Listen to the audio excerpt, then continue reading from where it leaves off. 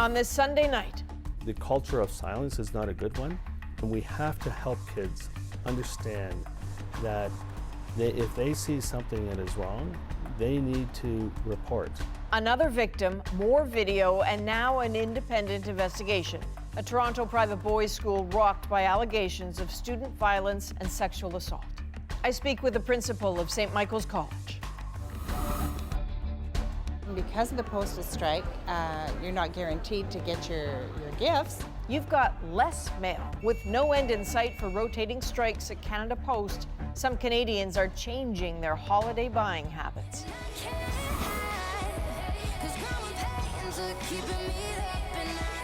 Plus, the skyrocketing music career of Canada's Alessia Cara. And I wanted to just use my voice to say something. How she turned her pop sound into a music message. This is The National.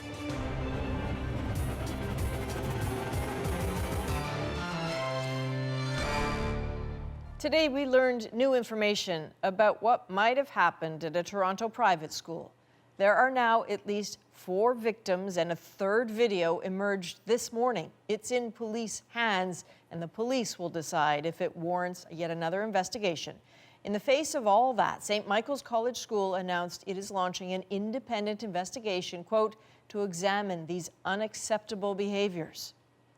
Today, the school's principal, Greg Reeves, granted his first media interview since the story came to light. I began by asking about the scope of the problem.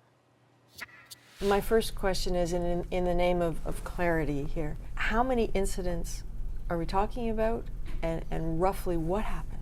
So Monday morning, the first video came into our possession, and this is now an incident with the bathroom. And so the video only showed one victim, but upon our investigation, we found there was 2, one right after the other. So at that point, we did the investigation. I phoned the parents, I set up expulsion meetings, and I phoned Sergeant Smith in Division 13 to let him know what was happening. So then Monday night, I was here late, and a second video then came into my possession. It was horrific. So at that point, I had expulsion meetings to protect the first 2 victims the next morning. And I didn't know who was in the video at that point, so we couldn't get to it until Tuesday at noon. Once we identified who was in the video, we immediately pulled them out of class and began to interview each one of them. So how many victims now and how many perpetrators do you think? From my perspective, we have expelled 8 and suspended 1. This morning, I received another video, but I forwarded it immediately. So I have no information what's on that video, and I don't know if it's a duplicate or what it is. So I forwarded it to the investigators. Did you see it? Did you look at it? No, because now it's a police investigation. So you're talking 4 victims now? I know of 4. 4 victims, okay. Your hesitation is because you think it's possible police might have uncovered more. I'm worried that there is more. I don't know, though. I have no idea if these are duplicates or whatever, but if there's more, we want to know. What does it say to you that this might have been happening and students didn't feel comfortable either coming to you or someone else in a position of authority at the school? That's a problem. And that's why the culture of silence is not a good one. It's not unique to St. Michael's College School, but that's where my concern is. And we have to help kids understand that if they see something that is wrong, they need to report. So to do that, to help them, we're hiring a social worker into the school as quickly as we can. The second thing we're doing is we're going to create an app, or we're not creating it, we're purchasing an app, so kids can, if there is a violation of the code of conduct, they can use the app and report so they can be anonymous. The staff and faculty here are heartbroken, and we have great relationships with kids, long-lasting relationships. And so we just need to do better. I just want to ask you one more question, if I can. It's along the lines of what we spoke about before, but I'm thinking, okay, if there are 4 students, and let's hope that's the end of it, if there are 4 students and a number of perpetrators and potentially witnesses to this, again, I go back to the question, if no one in that circle felt comfortable going to the staff or the leadership of that school, what does that say to you about the relationship you have with these students? Well, you know, it sounds awful, doesn't it? I mean, the way you're putting it. But the reality is, most of the students have terrific relationships with staff and faculty here. And I know that the boys involved here also admire their teachers and coaches and so forth. So I'm going to let the police investigate to see how this turns out, and then we're going to have to do a deep dive right away into that to find out what is going on here and why is that. I mean, we have to do better. So that's a bit from the principal of St. Michael's College. Let's turn to a former student who says he still suffers from his time there. The CBC's Natalie Nanowski has his story. I was bullied from pretty much the time I entered the school till the time I left. We're calling him John. He went to St. Mike's, but we can't tell you his real name because even after 15 years, he says he fears repercussions. So what was your reaction when you heard the news? I wasn't surprised at all because I think that's just part of their culture. There were tons of like hazing incidents, bullying incidents. There was this incident where someone got tied to a football pole naked. Violent and embarrassing events that he says staff and teachers knew about, but did nothing. There was one incident where my mom went to complain to the school, and the principal's response was, "Boys will be boys. These things happen." And he said that I was lucky I didn't go complain myself because it would have made things worse for me. CBC News spoke with current students who told us that hazing is very much a part of St. Mike's culture. They wouldn't go on camera fearing they could be targeted for speaking out. But they told us that one of the victims was bullied for weeks leading up to the alleged sexual assault that was caught on tape. The school tells us that victim and the 3 others are all getting help. But John fears that, like him, they may have some lasting trauma. I think it had a long-term effect. When I went to university, I specifically chose the university where I would separate myself from anyone I went to school with, and that helped a lot. But I do feel that it did have like a long-term psychological damage to me. On Tuesday, St. Mike's will hold a meeting for all alumni to explain the chain of events that led to expulsions and the police investigation. The former student we spoke to says he plans to share his story of bullying and the long-term trauma it caused. He encourages other victims to do the same. Natalie Nanowski, CBC News, Toronto. A final note on the story tonight. It relates to the latest video Principal Reeves says he handed over to authorities just this morning. Toronto police say it is being reviewed. If appropriate, another investigation will be started. So a lot of people have used the word hazing to describe these alleged attacks. And while we don't know the nature or the reason for the attacks, that word can veil the truth. Ultimately, we're talking about sexual violence in school and team settings. Today, an expert told The National it's been on the rise in the U.S. and Canada for at least 15 years. I believe that it's now something that's almost acceptable or normed within these teams.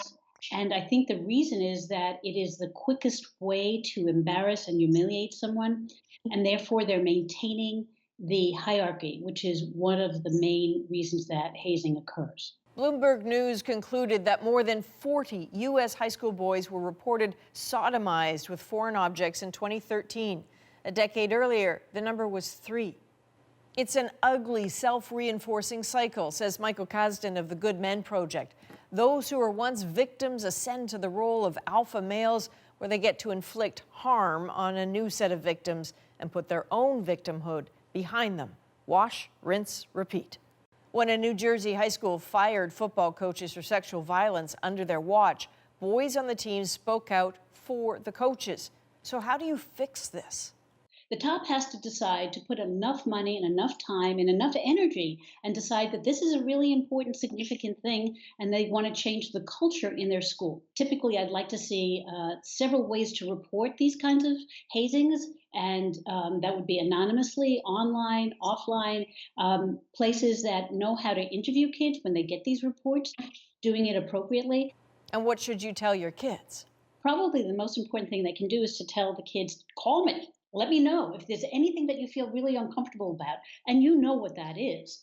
Please call me and tell me what's going on. That's number one. The other is we have to really educate the bystanders, the kids who've already been hazed but are not yet the perpetrators, that they have a responsibility and a duty to stop this. It's hard for one person to safely intervene, but groups can be trained to stand up and say, this is wrong, stop it.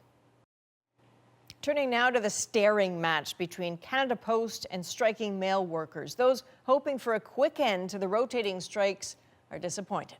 The union turned down the latest contract offer last night and then countered with one of its own, looking for more money and more guarantees on worker safety.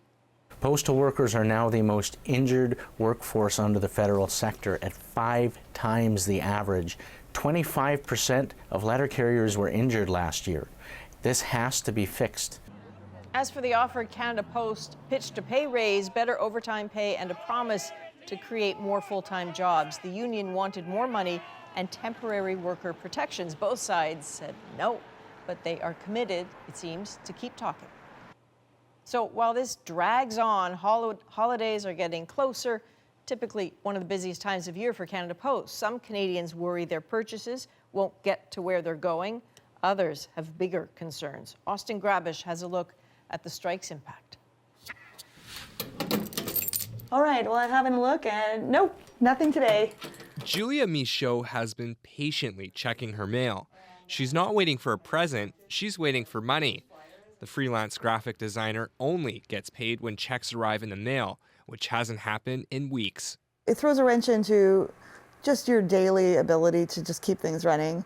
So you have to think twice about, like, I'm not doing any kind of unnecessary spending right now. Michaud is waiting for checks to come from BC, Alberta, Ontario, and the United States. With the holiday season right around the corner, some shoppers are opting for a trip to the mall. In fact, I have done some shopping online. I'm not sure when I'm going to get it. So the rest of my shopping will be at the mall. The other day when I started my Christmas shopping, because of the postal strike, you're not guaranteed to get your gifts. But actually, I've enjoyed getting out into the malls again, really. Eric Witkowski is happy to shop at brick and mortar stores, but the labor dispute has hit him another way. He's waiting for important medical documents to arrive sent by regular mail from his doctors for privacy reasons. Not very pleasant, because whenever you have a medical need, it's a big unknown. And then you are in distress because you have something happening, possibly. It could be a good news, could be bad news. Either way, you're waiting for the news. You're under the stress. Also under stress, the Retail Council of Canada. It says mail backlogs are having a real effect on business. We've got a 60 million parcel flow coming. There is no reasonable other means of delivering that. The couriers can't handle those sorts of volumes. The council is calling on the federal government to introduce back-to-work legislation. Austin Grabish, CBC News, Winnipeg. And to give you a sense of the holiday surge Canada Post deals with because of online shopping, last year, Canadians spent $1.9 billion online in December alone, up from $1.8 billion in 2016. That was expected to climb again this year, but with the strikes, we'll see. Part of the increase is due to the collapse of department store giants like Sears, and part of it is simple demographics. Millennials typically shop online more than older Canadians. Some simmering tensions over that migrant caravan from Central America reached a bit of a boiling point today. Angry protesters took to the streets, borrowing from Donald Trump and calling it an invasion. But the unwelcoming crowds were not Americans, rather a group often demeaned by the U.S. president themselves, Mexicans. As Paul Hunter discovered, they're now taking a page right from Trump's playbook. Out, out, they chanted in Tijuana today. Hundreds of Mexicans angry already at the suddenly huge and growing number of migrants who've just arrived in the border city. Fleeing strife in countries south of there, the migrants, roughly 3,000 of them, seek asylum in America. But so many have arrived so quickly, Tijuana's shelters are overrun, and those intent on crossing into the U.S. properly face a lengthy wait, putting names on lists to be handed to U.S. authorities for processing, which could take months. It's complicated, he says, but considering the outlook for these people in their home country was either life or death, it's a better outlook here. This, as Mexican authorities built an ad hoc barrier overnight at the border crossing into California aimed at tightening access for all. As U.S. soldiers along other parts of the border, this is Laredo, Texas, continued to reinforce their barriers with razor wire. Today, Donald Trump again called it all an invasion, tweeting that the U.S. will not stand for it. They are causing crime and big problems in Mexico, he wrote, though he gave no details, adding simply, go home. For their part, migrants told reporters all they want is a better life in the U.S. Have a bit of sympathy for the children, she says. We're not thieves. We have come to work and do the jobs that the Americans don't do. But for now, they wait. Their numbers in Tijuana expected to triple within days. Paul Hunter, CBC News, Washington. There have been scenes of hope and celebration in Tijuana. This weekend, 7 LGBTQ couples in the caravan were married there. We'll bring you those stories a little later in our moment. We are tracking some developing stories tonight on The National, including a terrible record set in Toronto today. A man was shot and killed here in the city's 90th homicide of the year. Now, that's the highest number ever for Toronto, and there are still 6 weeks left in 2018.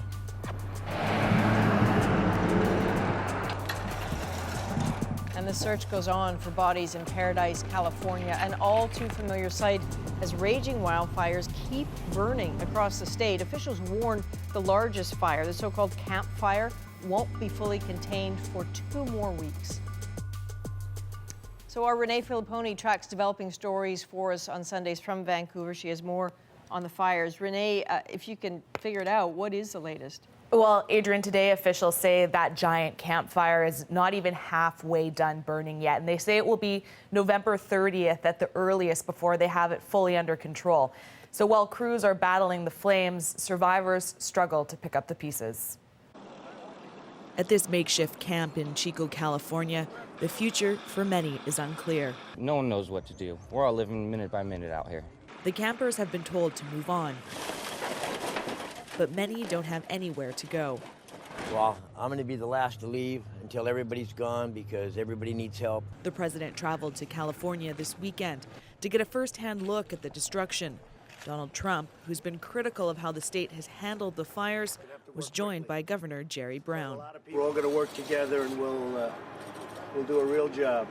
But this is very sad to see it. Trump also met survivors who say they urged him for more government assistance. You know, there's families living on the streets that don't have anywhere to go. But there's rain coming, you know, there's kids sleeping in tents. And considering how fast the campfire has moved, some wonder what, if anything, could have been done to prevent the loss of life. Fires were moving a football length, 100 yards a second, and the roads were very narrow. So there was no way for a lot of these people to get out. So, Renee, it's been really hard to follow the numbers of the missing. They go up and down. Where does it stand right now? Oh, well, we could see an update at any time, but keep in mind it's really hard for officials to tell exactly how many people are missing and how many may actually be safe somewhere. So the most recent list of 1,200 missing was generated by collecting data from phone calls to 911 and emails, and police say it's not perfect. So now it's up to the hundreds of officers along with coroners and anthropologists to sift through the ashes to determine just how deadly this fire was. Okay, Renee, thanks very much. You're welcome. Still ahead on The National, is buying tickets online still at your own risk? According to the Air Canada terms and conditions, yes it is. A Winnipeg man goes public after an error message costs him $700. And as the technology behind video manipulation and outright fakes gets savvier, how do you tell what is real? The Fifth Estate investigation ahead.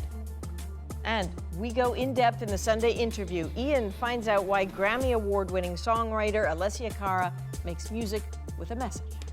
I've always wanted to make a song about self-esteem and about body positivity and just a celebration of differences, because I've always been insecure about certain things about myself, and I know a lot of people around me have, and I wanted to just use my voice to say something.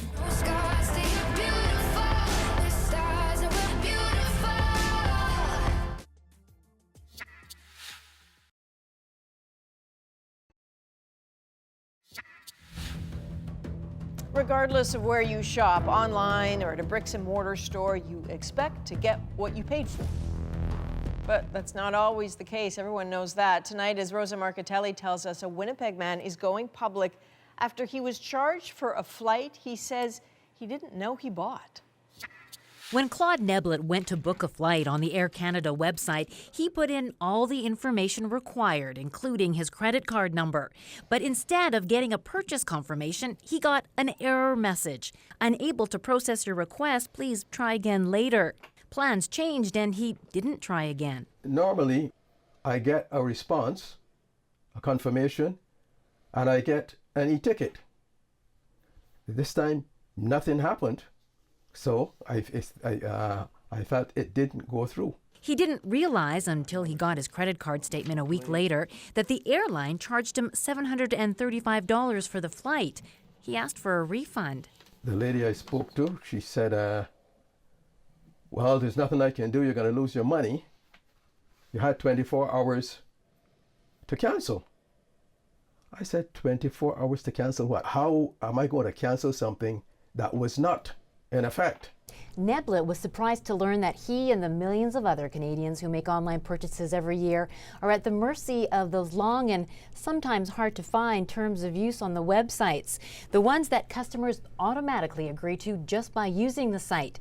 Language like use at your own risk and no guarantee the website will operate error-free, terms that protect businesses, not consumers, say experts. That's one reason e-commerce experts say companies need to do a better job of making the rules clear, rules that may not even be enforceable. Simply falling back and saying, well, everybody does it this way isn't good enough. And I think from a company perspective, trying to engender trust online, it shouldn't be good enough either. Go Public contacted Air Canada about Neblett's situation. The airline offered him an apology, a refund, and a $200 credit. As for its website's terms of use, the airline tells us it will waive the terms if appropriate to resolve those customer issues. Rosa Marcatelli, CBC News, Calgary. Next on The National, she is Canadian, a Grammy Award winner, a multi-platinum songwriter, and just 22 years old. Ian gets a look at the surprisingly down-to-earth life of Alessia Cara. I've always been a go-getter. There's truth in every word I write. I have the side of me that's very, humorous and just loves to make jokes. Also, I have these moments where I do get very emotional and very sensitive. And I can't hide. There's one pain to keeping me up at night.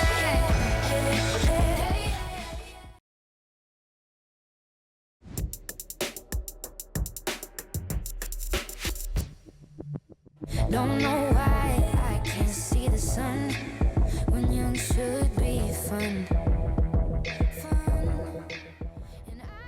And that is an excellent track from Alessia Cara's upcoming album.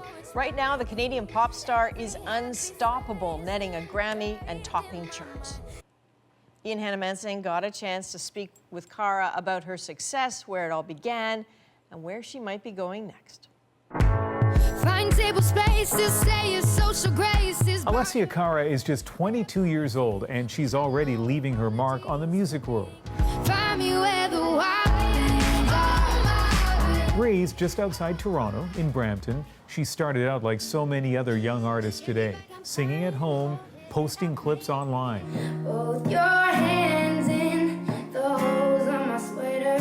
What followed was a YouTube fairy tale. A young fan showed it to her music executive father, and soon after, Cara broke through. To take over the planet. She already has 4 top 10 singles in the United States, and her sound often stands out from the crowd, like her hit Here, about feeling out of place at a party. Oh God, why am I here? Oh, here.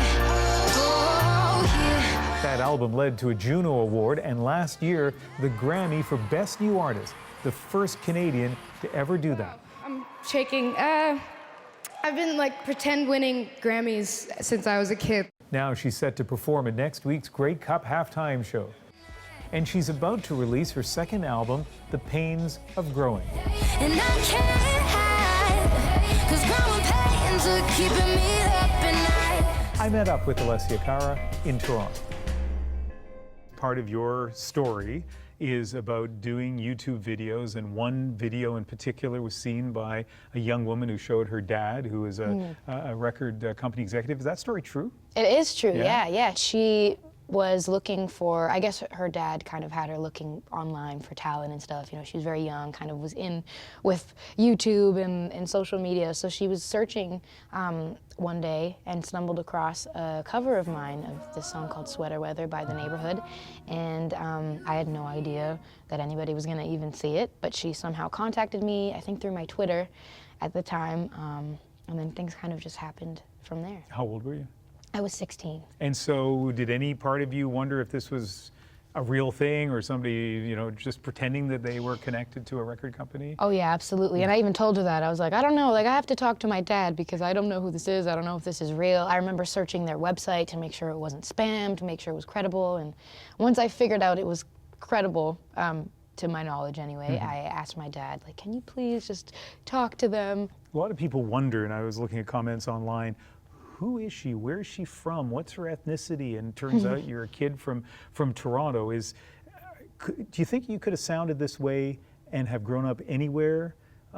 Or is there something about Toronto that's kind of connected to your sound and your music? I don't know. I think I definitely grew up listening to a lot of Canadian artists and just feeling connected to them, like Nelly Furtado, Alanis Morissette, Drake, of course, he's amazing. A bunch of different Canadian musicians. So maybe because I felt connected to them and I'm from there. And I also grew up, of course, around so many different cultures and religions and so many different kinds of people. And I think that's really opened my eyes to so many different things and has made me such an open-minded person. And I think that's kind of transitioned into my music as well, because my music is very open and I try to be very inclusive with that as well. So I think who I am as a person is because of living here, and in turn that has kind of transitioned into the artist that I am. And the other thing about living here right now is that this is an incredible time for Canadian music. And you mentioned Drake, and there's so many other artists, Justin Bieber, of course, The Weeknd, Shawn Mendes. I don't remember a time, yourself, when there's been this cluster of young Canadians with the kind of international success that you guys have right now. Is there any connection between you? Do you hang out with them? Do you collaborate with them? Do you speak with them? Yes, I'm friends with a few of them, of course, and although some of us may not necessarily talk every day, I feel so proud every time I see them on TV or hear their song on the radio. There's like a sense of just unity between all of us. I feel like they're my friends, you know, and I think that's because we're all from the same place, doing the same thing, around the same age. There's just a sense of like wanting to support each other, which is really nice, and I'm so proud to be from here and so proud of what they're doing too. You guys are living in different places, jetting around to concerts and different events and that sort of thing. Where do you connect with I don't know if it's Shawn Mendes or The Weeknd or Justin Bieber or Drake? How and when do you connect with them?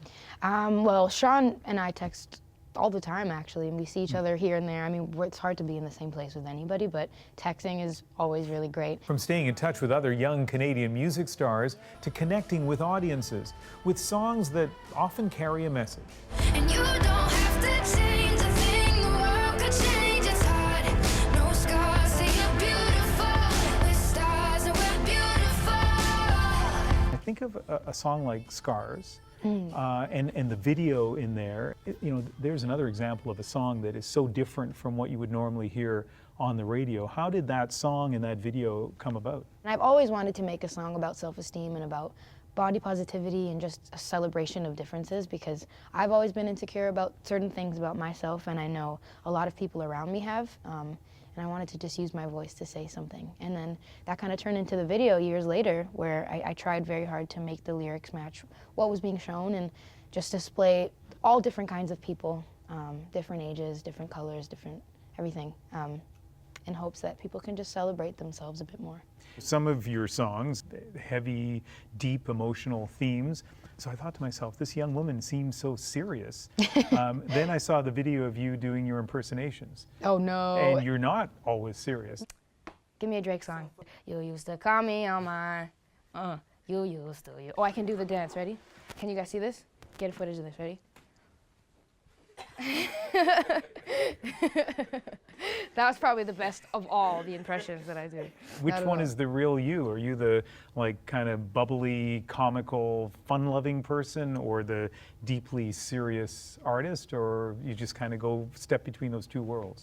I think they're both me. I think we're all everything at once, you know, especially me. I have the side of me that's very, you know, humorous and just loves to make jokes and just say stupid things that make me laugh and the two people around me laugh.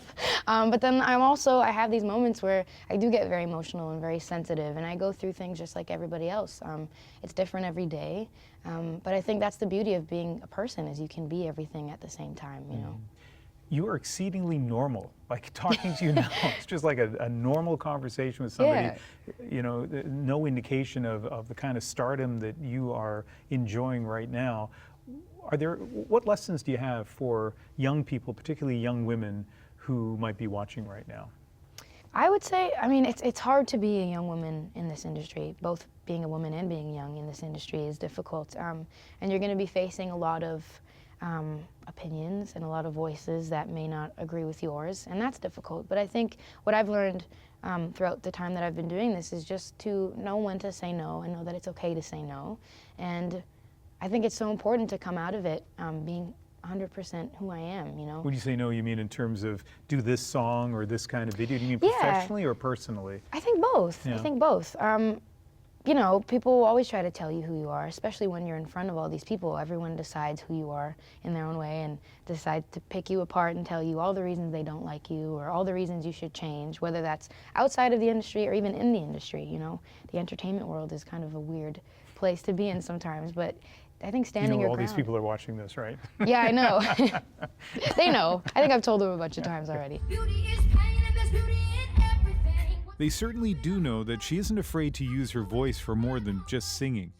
After winning the Grammy for Best New Artist last year, there was a lot of criticism online, some of it nasty.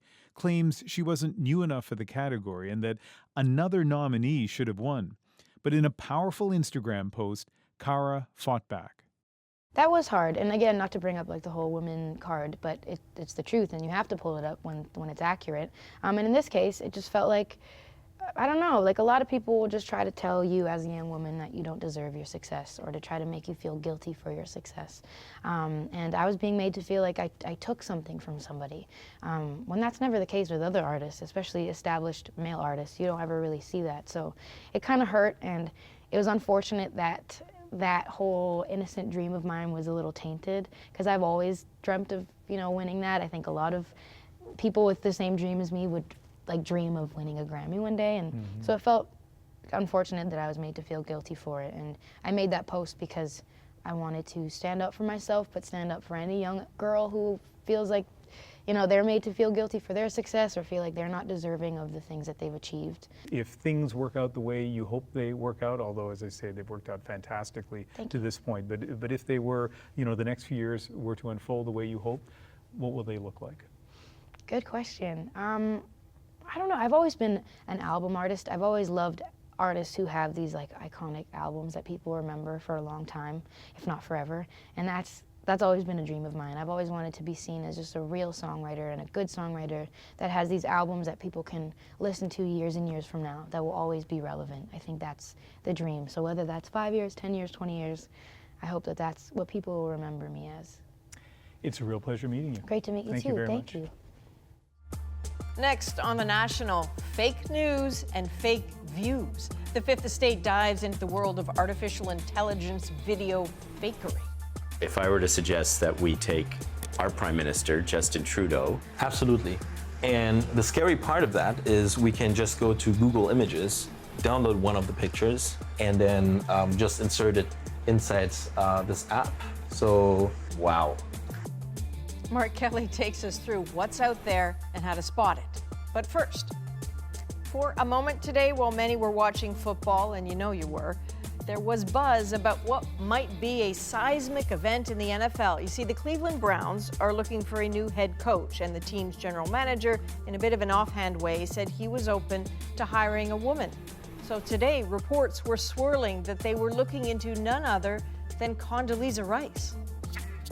Yes, that Condoleezza Rice, former U.S. National Security Advisor and Secretary of State under George W. Bush. Some will remember her most as one of the faces of the 2003 U.S. invasion of Iraq. We have to be sure, as the civilized world, that Saddam Hussein is held to account. But there are many sides to Condi Rice. Turns out her devotion to football and the Cleveland Browns in particular goes way back to childhood. Football matters to me because it is first and foremost the greatest set of memories with my dad. She grew up following the intricacies of the game. She was a member of the U.S. College Football Playoff Selection Committee for years and has proudly boosted the NFL brand. There are signs pro sports is slowly changing. Women are starting to get hired in coaching and training positions. But to date, there's never been a female NFL head coach. And today, the Browns GM denied Rice is in the running. For her part, Rice says on Facebook that she isn't ready to coach, but that the NFL is ready for women coaches and that she wouldn't mind calling a play or two.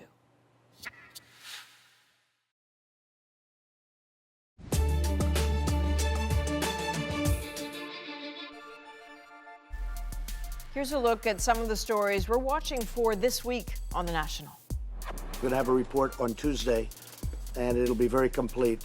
That very complete U.S. State Department report will be on the death of journalist Jamal Khashoggi.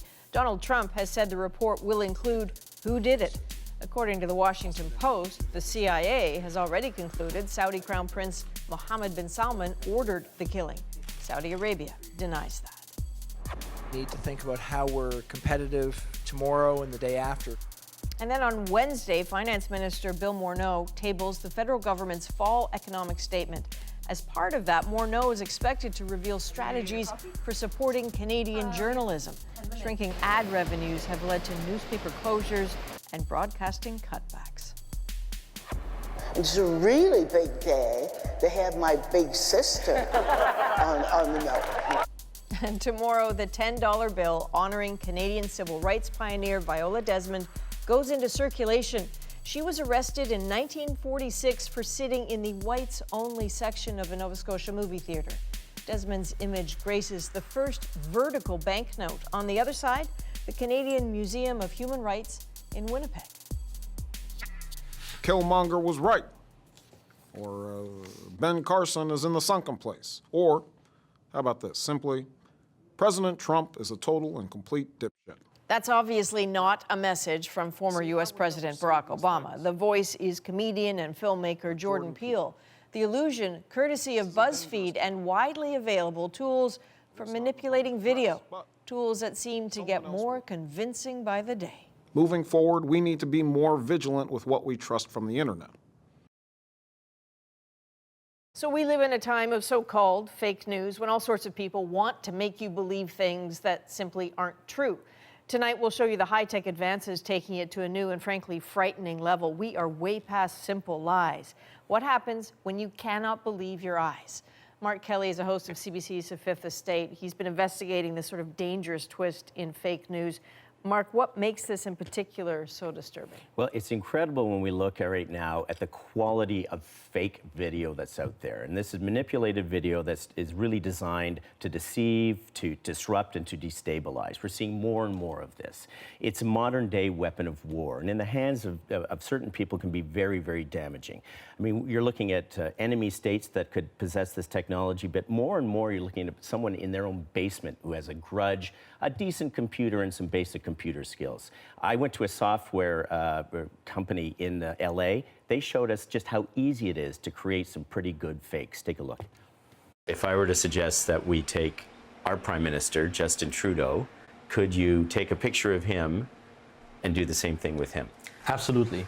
And the scary part of that is we can just go to Google Images, download one of the pictures, and then just insert it inside this app. So, wow. It instantly just built his face, right? And we're basically compositing this face onto his face. So totally, Jew is becoming Justin Trudeau instantly. And everything is happening in real time, live. So now imagine we could basically stream this video to someone and have a chat conversation where someone could believe that it is Justin. Okay, so there's an element of this that's actually quite cool, but very clearly the alarm bells are clanging. How worried do you think people should be right now? Well, they should be worried and they should be aware. I mean, I was down in Washington where the U.S. Defense Department is spending millions of dollars right now to develop technology to be able to spot the fakes. But in a candid interview, they said right now, in fact, the adversaries have the upper hand. It's easier to create manipulated video, fake videos, than it is to spot it these days. So how are consumers, news consumers, protected, or how will they be protected from this? Well, some major news organizations are creating, they're training people to be able to detect these things before they're actually broadcast or published. That's one thing. But in terms of consumers as well, I think it's up to all of us to be smarter and to be a little bit more skeptical about the things we see. You know, we say this in journalism, consider the source. Where did this video actually come from? People need to question these things, but also really start relying on trusted sources. It is our job as professional journalists to get it right. Social media is good at putting that information out there, but not really good at curating it. That's our job. So consider the source and trust reliable sources. Okay, Mark Kelly of Fifth Estate. Thanks very much, Mark. Thank you. You can watch Mark's full Fifth Estate doc, The Deep Fake, online. Check it out at cbc.ca/thefifth. Next on The National, they have faced discrimination and violence. They braved the long road to Tijuana, but finally, 7 LGBTQ couples fulfill their dream of getting married. We'll tell you all about it in our moment of the day. Everyone was cheering and mixed with tears of joy. It was a nice bright spot in what has been a sort of challenging month and a half. But first, let's show you a quick look at a story we have for you tomorrow on The National. Our Nick Purdon takes us to a community in Northern Ontario that's getting hooked up to the electrical grid for the very first time. There we go.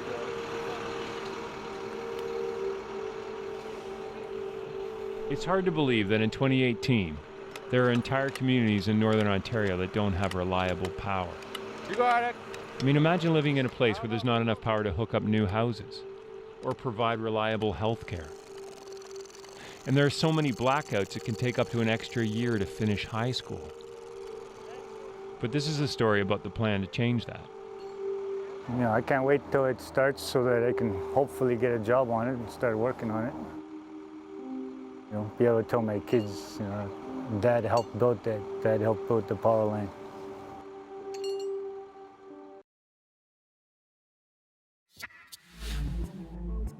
Amid the chaos of the now infamous caravan's arrival in Tijuana, there was a moment of hope. 7 LGBTQ couples and 1 straight couple were married in a symbolic ceremony. For these two, it was a dream long in the making. Freelance reporter Sarah Kanosian was there to witness the ceremony. She spoke with us about what this moment meant to the couples, and that is our moment of the day. A lot of the, couples have been together a long time and they've been wanting to get married for a while, and they come from countries where that's not possible. The first couple to get married was a gay couple who've been together almost 3 years. They met on Facebook. Their names are Pedro and Eric.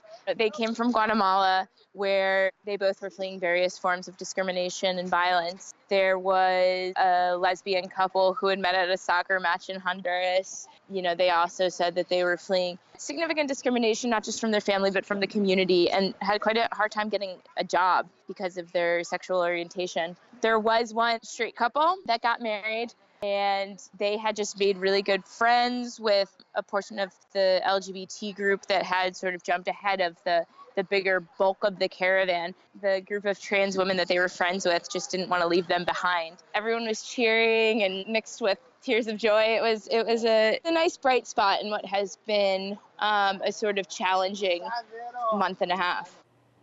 Okay, so Tijuana, by the way, legalized same-sex marriage back in 2017. And these, of course, were, as they said, symbolic marriages. It happened because the pastors had come down from Northern California. But Eric and Pedro, who you heard about there, said that they've been worried about losing each other at the border if they get to the U.S. border. And so for them, this was an attempt to maybe try to stay together, even though they admit they have no idea what's going to happen if they get there.